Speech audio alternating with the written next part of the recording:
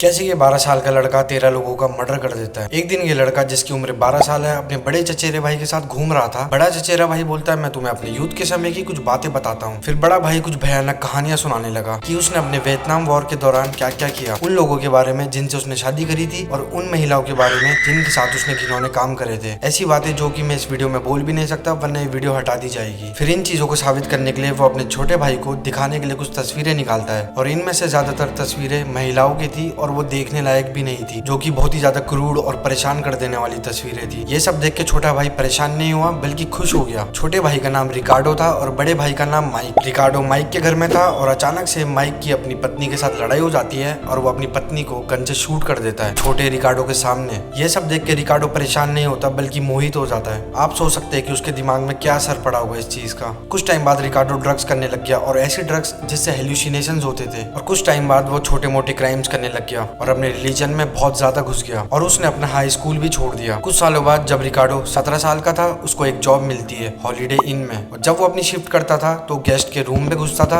और उनका सामान चोरी करता था और गेस्ट के साथ वो धोखाधड़ी करने लग गया था, जिसकी वजह से उसे नौकरी से निकाल दिया गया। 5 साल बाद जब रिकार्डो 22 साल का हो गया था वो टेक्सास से सैन फ्रांसिस्को चले गया एक नई शुरुआत करने के लिए। पर नौकरी ढूंढने के बजाय वो अपना ज्यादातर टाइम ड्रग्स करने में निकालता था। कुछ टाइम बाद उसने अपने शरीर की साफ सफाई करनी भी छोड़ दी थी। वो सिर्फ जंक फूड खाता था और दांत भी ब्रश नहीं करता था, जिसकी वजह से उसके दांत सड़ने लग गए थे। वो 2 साल तक इसी तरीके से रहता रहा। एक दिन वो अपने आप से बात करते हुए कहता है कि मुझे पता चल गया कि मुझे क्या करना चाहिए। अपने मजे के लिए वो लोगों का मर्डर करने की सोचने लग गया था। और एक दिन जब वो अपने मोहल्ले में घूम रहा था उसको एक छोटी लड़की दिखी जो कि 9 साल की थी और वो अपना $1 ढूंढ रही थी। और रिकार्डो उसके पास जाता है और बोलता है कि मुझे पता है कि तुम्हारा डॉलर कहाँ है, मेरे साथ चलो और मैं तुम्हें वो ढूंढ कर दूंगा। तो छोटी लड़की उसके पीछे चली गई और वो उसे उस बेसमेंट में ले गया जिस होटल में वो रुक रखा था। वहाँ उसने उस छोटी लड़की के साथ बहुत गलत चीजें करी और उसको मार डाला। पर वो अभी भी नहीं रुका क्योंकि 3 महीने बाद वो लॉस एंजलिस चले जाता है और वहाँ स्किड रो में एक होटल रूम ले लेता है और वहाँ रहकर और भी ज्यादा नशे करने लग जाता है। एक रात को वो एक एजेड वुमन का पीछा करता है और उसके घर की लोकेशन पता कर लेता है। फिर वो उसके घर में घुस जाता है और उसको नाइफ से मार डालता है और उसके सारे पैसे और ज्वेलरी सब कुछ चोर लेता है। 9 महीने बाद वो फिर से एक और हमला करता है। वो एक औरत के गैराज में छुप जाता है और उसका इंतजार करता है घर आने का। और जैसे ही वो अपने घर पहुंचती है वो एकदम से बाहर निकलता है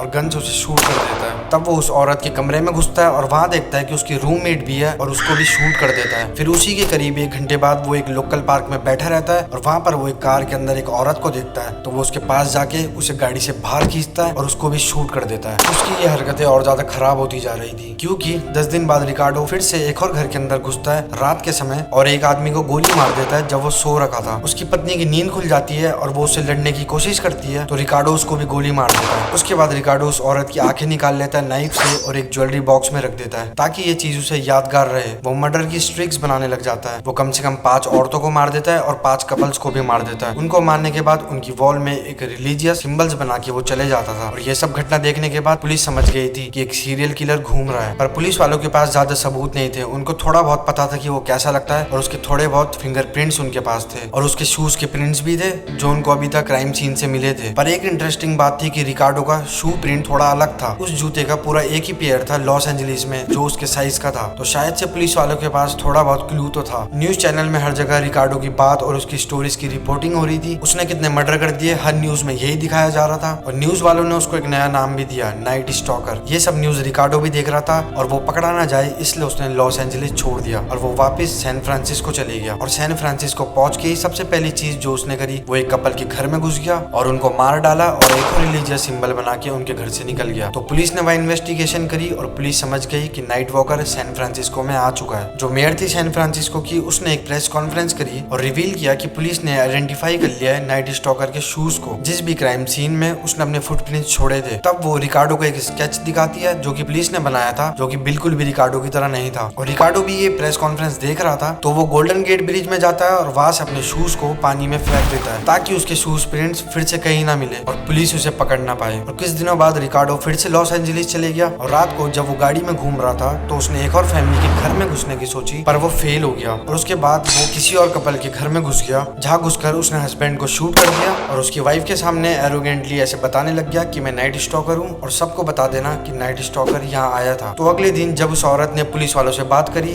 तो वो रिकार्डो का पूरा डिस्क्रिप्शन दे सकी और पुलिस ने एक और कार ढूंढ ली थी जो रिकार्डो ने चुराई थी जिसमें रिकार्डो के फिंगरप्रिंट्स थे। उन फिंगरप्रिंट्स का न्यू टेक्नोलॉजी के साथ साथ यूज करके पुलिस को रिकार्डो के बारे में काफी कुछ पता लग गया, क्योंकि रिकार्डो पहले भी पकड़ा गया था एक कार चोरी के मामले में, जिसकी वजह से पुलिस के पास उसके फिंगरप्रिंट्स पहले भी थे। तो अब पुलिस को पता चल चुका था कि नाइट वॉकर रिकार्डो है। अब उनके पास कोई एक बेकार सा स्केच नहीं था, बल्कि उसका पूरा मग शॉट का फोटो था। और वो मग शॉट का फोटो तब का था जब रिकार्डो पहले कार चोरी के मामले में पकड़ा गया था। तो पुलिस ने एक प्रेस कॉन्फ्रेंस कराई और उसकी मग शॉट का फोटो हर जगह वायरल कर दिया। न्यूज में भी और मीडिया में भी हर जगह उसका मग शॉट दिखने लग गया और सबको पता चल गया कि रिकार्डो कैसा दिखता है। और हर कोई सीरियल किलर को ढूंढने लग गया। 2 दिन बाद रिकार्डो जब एक कन्वीनियंस स्टोर में था, अपने के लिए जंक फूड खरीद रहा था, तब वहाँ पे कुछ लोग उसे पहचानने लग गए। लोग समझ गए कि ये तो वही आदमी है जो हमने न्यूज में देखा था। तो रिकार्डो पैनिक करता है और वो स्टोर से बहुत तेज बाहर भागने लग जाता है और पहली कार जो वो देखता है उसी को चुराने की कोशिश करता है। और इन सब चीजों के बीच और लोग भी उसे पहचानने लग गए। लोग समझ गए शायद से ये वही नाइट स्टॉकर है। कुछ लोग जो वहाँ खड़े थे वो उसको पकड़ के गाड़ी से बाहर निकाल के फेंक देते हैं। वो सड़क की दूसरी पार भागता है और वहाँ भी एक औरत की गाड़ी की चाबी चुराने की कोशिश करता है और उस औरत का पति रिकार्डो को फेंस पोस्ट उठा के उसको मारने लग जाता है। तो रिकार्डो जख्मी हो जाता है और वहाँ से भागने लग जाता है और 10 लोग उसका पीछा करते हैं और उसको पकड़ लेते हैं और उसको जमीन में गिरा देते हैं और बहुत बुरे तरीके से मारने लग जाते हैं। थोड़ी देर बाद पुलिस वहाँ पहुंच जाती है और उसको अरेस्ट कर लेती है और ये है उसका मग शॉट। और उसको चार्ज करा जाता है 13 मर्डर, 5 अटेम्प्टेड मर्डर और 13 चोरियों के लिए। और वो हर चीज के लिए गिल्टी पाया जाता है और उसे सेंटेंस टू डेथ हो जाती है